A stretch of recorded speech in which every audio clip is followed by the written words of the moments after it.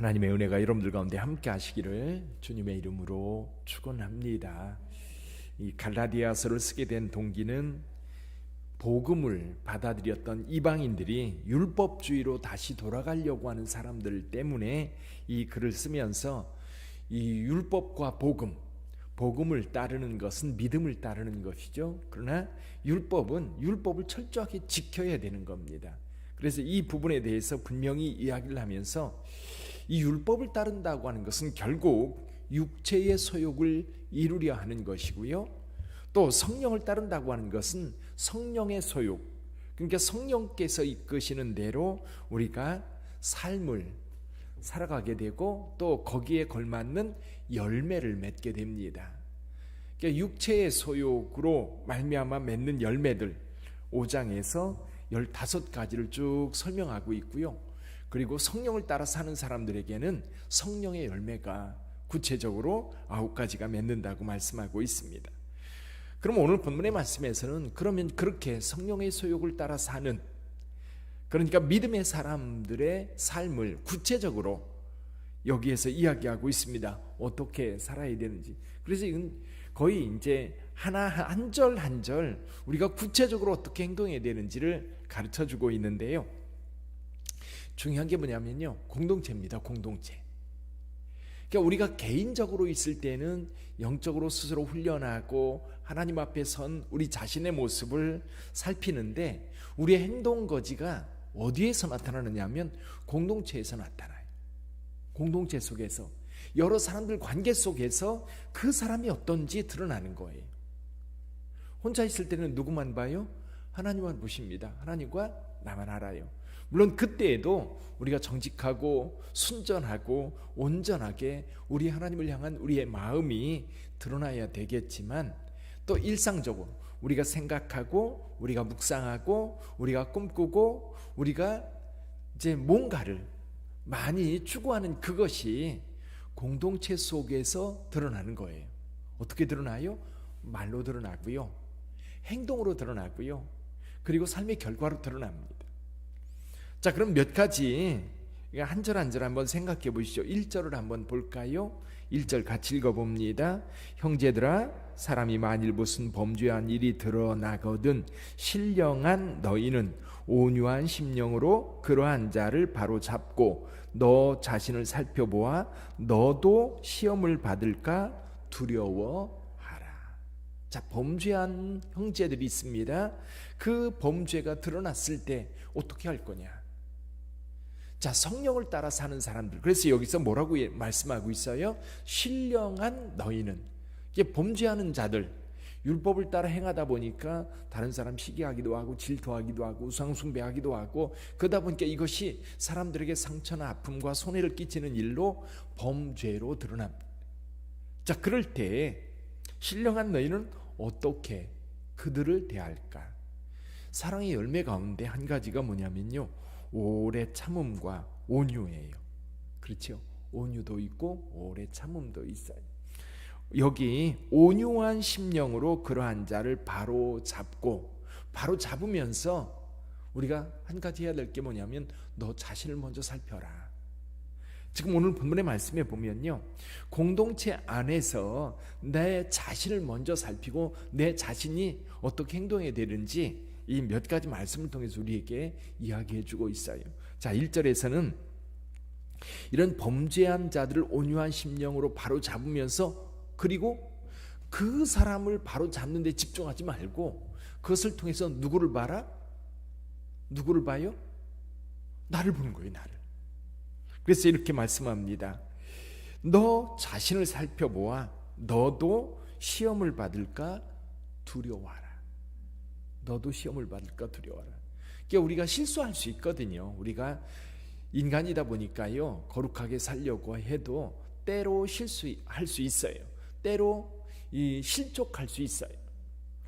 그럴 때 온유한 심령으로 서로 살펴주고 격려해주면 이게요, 허물이 되는 게 아닙니다.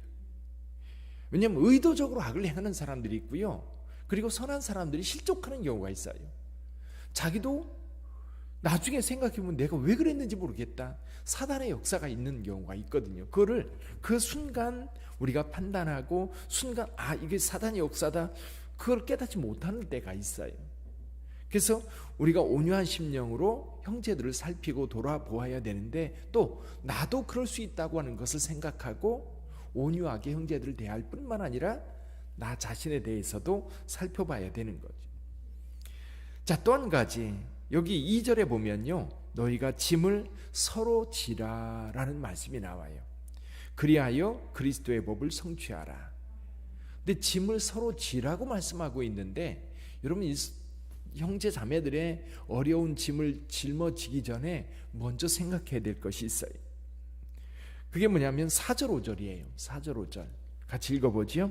각각 자기의 일을 살피라. 그리하면 자랑할 것이 자기에게는 있어도 남에게는 있지 아니하리니 각각 자기의 짐을 질 것이라.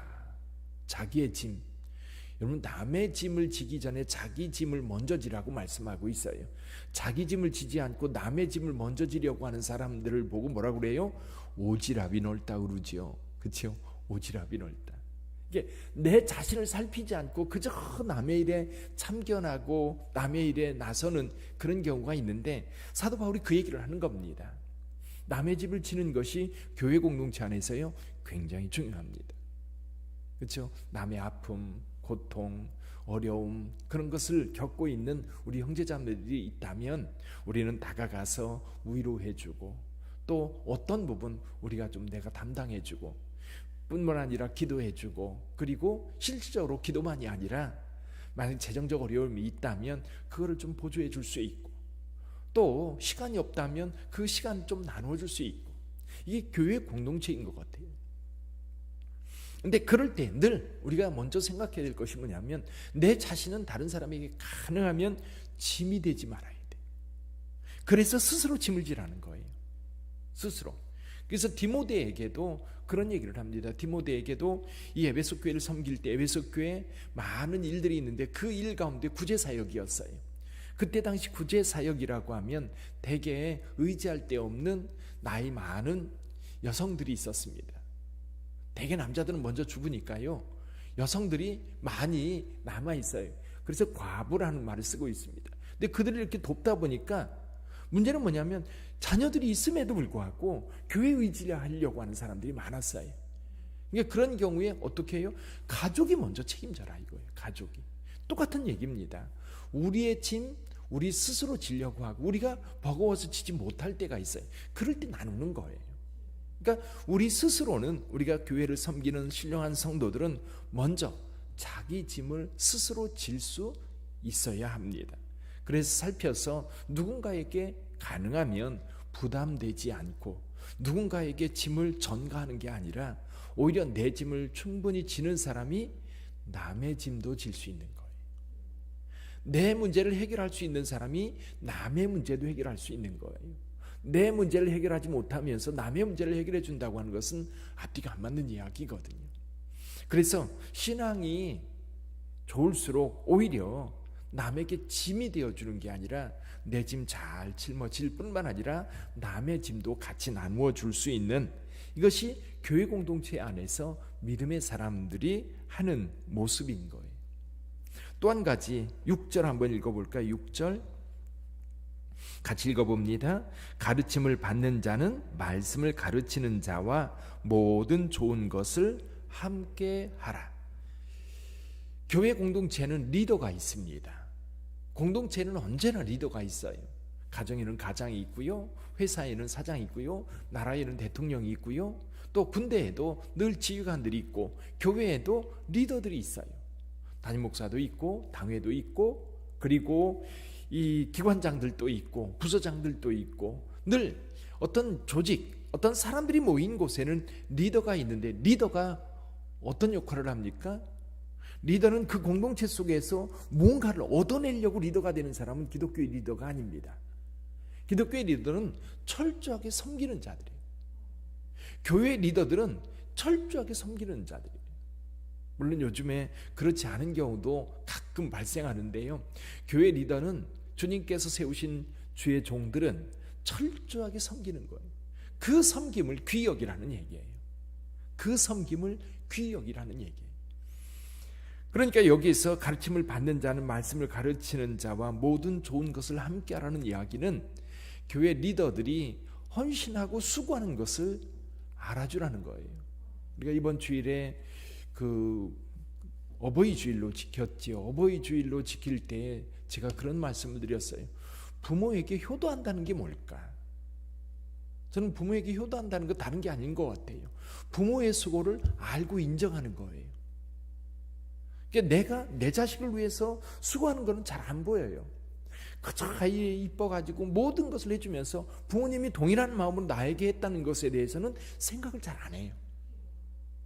부모님이 나에게 얼마나 애달프면서 나가 아플 때, 내가 고통스러워할 때, 내가 마음의 괴로움을 가질 때 우리 부모는 나보다도 훨씬 더 아프고 더 고통스럽고 더 괴로워하면서 나를 위해서 모든 것을 해주셨다라고 하는 것에 대한 감사, 그게 효도의 시작인 거거든요. 그게 교회 안에서도 마찬가지입니다. 하나님의 은혜를 생각할 때도 마찬가지예요. 하나님께서 우리에게 베푸신 것에 대해서 감사하는 것이 사실 그리스도인의 삶이에요. 동일하게 교회 공동체 안에서도 리더들을 귀히 여길 때에 여러분 그 공동체가 아름답게 세워져요. 가정에서도요, 가장이 무시당하면 그 가정은 뒤죽박죽이 됩니다. 대통령이 존귀 여김 받지 못하면요, 나라가 뒤죽박죽이 됩니다. 어디나 그래요. 어디나. 그래서 교회 안에 리더들을 귀히 여기라고 하는 말씀, 그러면서 결론적으로 사도 바울은 이렇게 얘기를 합니다. 7절 읽어봅니다. 7절, 스스로 속이지 말라. 하나님은 업신여김을 받지 아니하시나니 사람이 무엇으로 심든지 그대로 거두리라. 이게 핵심이에요. 무엇으로 심을 것인가 입니다. 이 이야기는요, 다시 5장으로 돌아가는 거예요. 그리고 그 전으로 돌아가는 거예요. 무엇으로 심어요? 두 가지가 있다는 거예요. 성령으로 심느냐, 육체로 심느냐. 육체는 율법을 따라 심으려고 하는 것이라 한다면, 성령으로 심는 것은 성령의 소욕을 따라, 믿음을 따라. 같이 읽어보죠. 8절 같이 읽어봅니다.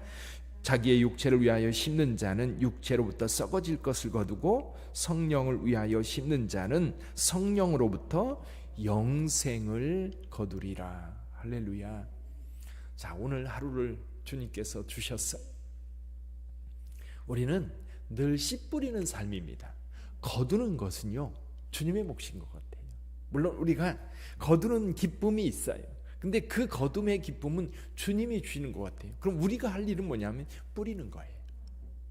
믿습니까? 우리가 할 일은 뿌리는 거예요. 잘 뿌리는 겁니다. 때가 되면 거두는 거예요. 때가 되면. 그때는 하나님의 때예요. 그러니까 내가 이 씨를 뿌리지 않고 내가 무조건 거두려고만 하니까 이게 삶이 고달프고 힘든 것 같아요. 그렇죠? 근데요, 뿌리는 건 힘들거든요. 그리고 지금 당장 결과물이 없기 때문에 어려울 수 있어요. 그래서 9절 말씀을 하는 겁니다. 뭐라고 말씀하셔요? 우리가 선을 행하되 낙심하지 말지니 포기하지 아니하면 때가 이르면 어떻게 돼요? 거둘 거예요. 그렇죠?